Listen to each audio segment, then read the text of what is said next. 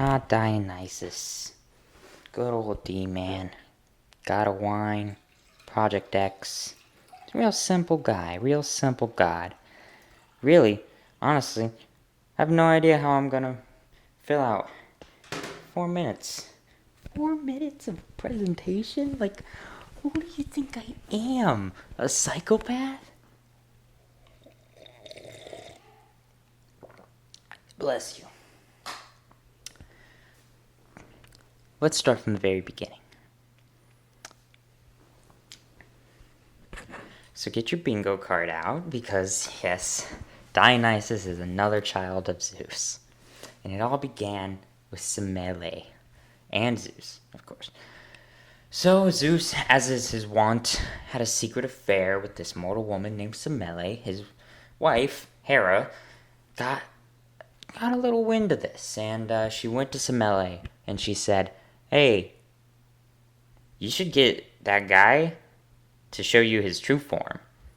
And then Semele does that. Zeus shows her his true form, and she dies. And that kind of sucks because she had a baby in her. So Zeus takes the baby and puts it in his.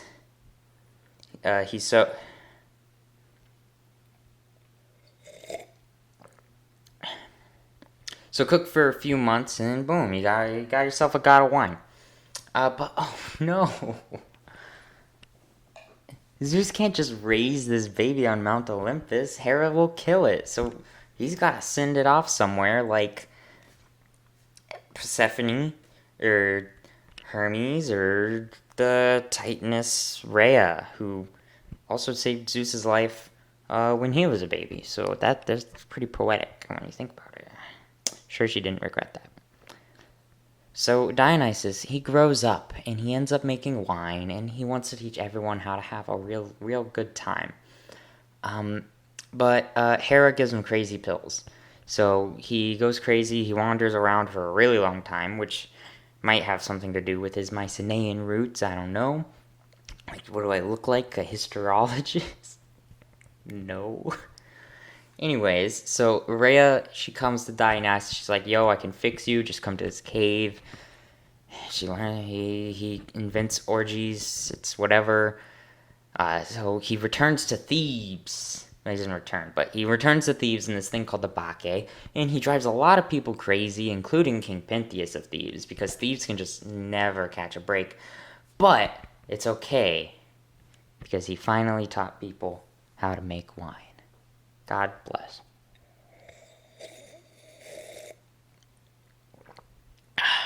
So he really hits his stride, and according to Mark Cartwright from some website, I think it was Ancient Encyclopedia or whatever, I don't know, he became a real king and really dominated having a cold one with the boys and just discussing philosophy, like the trolley problem. So for some reason, he just decides, Dionysus, he follows around. He travels around a lot. He really gets around again, reaching as far as like the Indus River Valley, which might not be that far, but it's pretty far to walk if you're a person. So, at some point, Dionysus, good old D-man, he comes back to Mount Olympus, and he just becomes one of the 12 Olympians. Even though there was one before him, named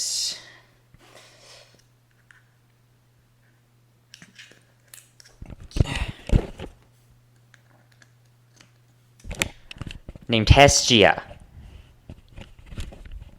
That might have been awkward for Zeus and Hera, in fact, actually. But Hera does give off some real wine mom vibes. So they probably got along. They probably got along. So that story's weird. Why does Dionysus come in so late to the whole Olympus thing? Is there any historical reason for that? Well, I'm glad you asked. So as it turns out, people thought that, historians thought that for a while, maybe Dionysus came from somewhere else, like India or Crete, and I'm just making stuff up as I go. So just somewhere outside of Greece that could have an imported god, and then they could assimilate that into their Hellenistic vibe. But no, that's wrong, because it turns out we have inscriptions in Linear B from Mycenaean Greece, which is the Greece that came before the Greece that we're talking about, and there was a dark age in the middle. Dionysus existed then, along with all the other Olympian gods, and, well, not all of them, some of them. Hades wasn't there. So back then, it's maybe things were less specific to wine and more about altered states of consciousness and madness, maybe. There were a lot of different examples of differences. Like I said, Zeus was far from the most important god. That actually was Poseidon. Hades didn't exist. For some reason, it took an especially long time for Dionysus to be adapted from Mycenaean to ancient Greece, which is reflected in that biography.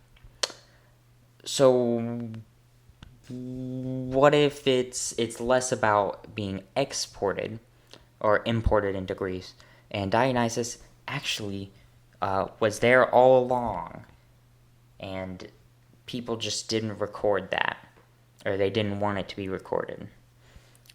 Perhaps it was that Dionysus was more of a minority god. He was worshipped by like women and slaves and non-citizens, and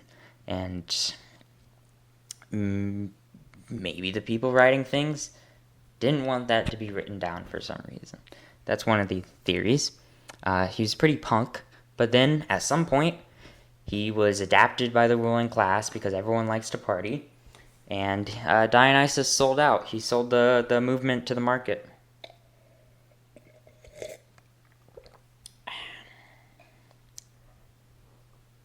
So we got a whole fucking bleep that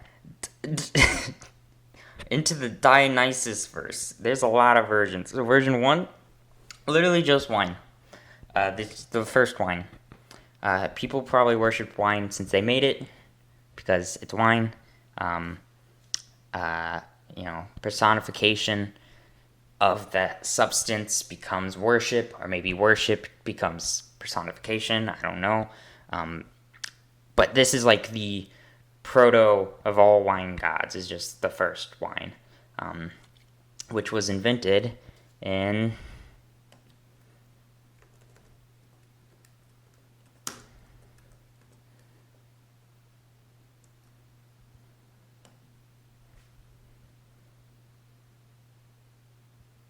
Armenia, which is, look it up.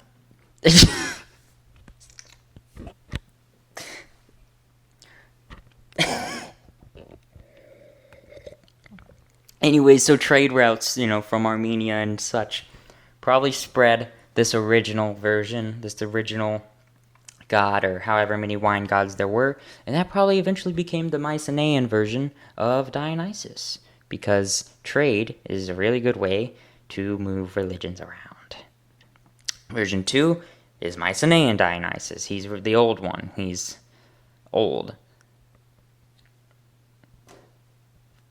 What do you want from me? Version 3, Zagreus, who might not actually be Dionysus, but is worth mentioning because some people think they're the same with different names.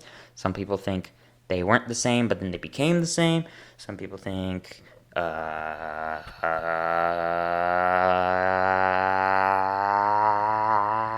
version 4 is Orphism. Orphism is this thing about the underworld. Orpheus, he went into the underworld. Orpheus, Morpheus' walruses drinking 40s from a death basket. It's like that.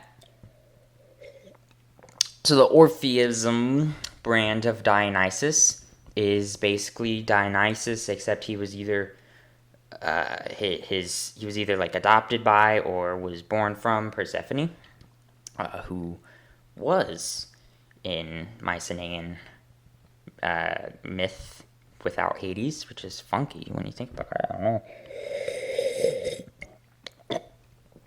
In this version, that version kind of had a motif of rebirth, which may be related to how grapes are reborn as wine.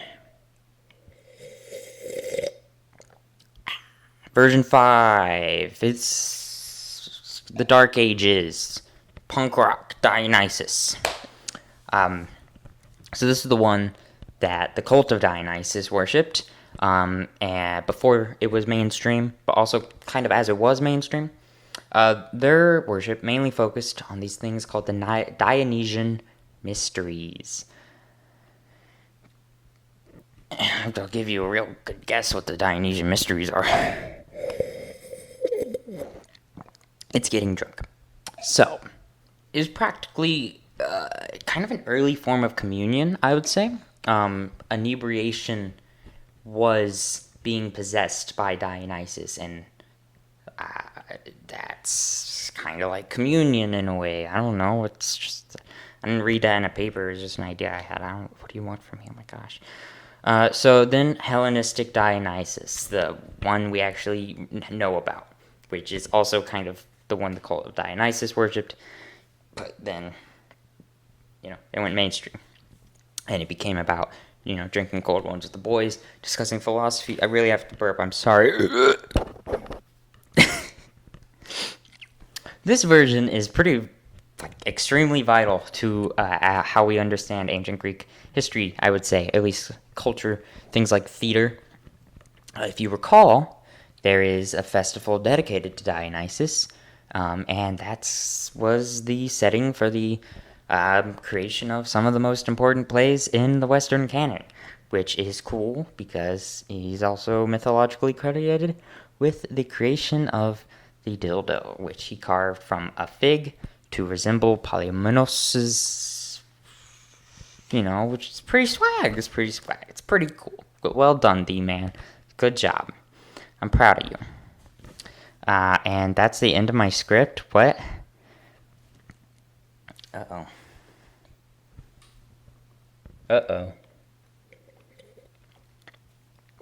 Uh-oh.